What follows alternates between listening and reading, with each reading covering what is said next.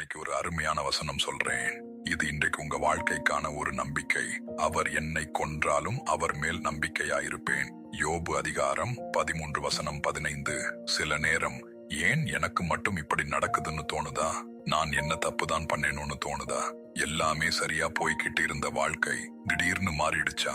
நீங்க எதிர்பார்க்காத வலி, எதிர்பார்க்காத இழப்பு, எதிர்பார்க்காத கண்ணீர் உங்க வாழ்க்கையில வந்துருச்சா? ஆனா யோபுவும் அப்படித்தான். செல்வத்தையும் இழந்தார், குடும்பத்தையும் இழந்தார், அமைதியையும் இழந்தார். ஆனா தேவனை மட்டும் இழக்கல.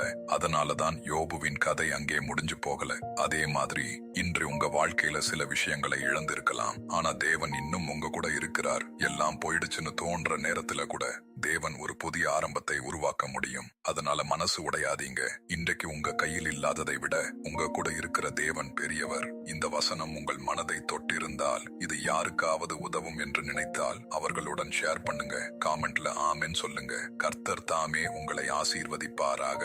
ஆமென்.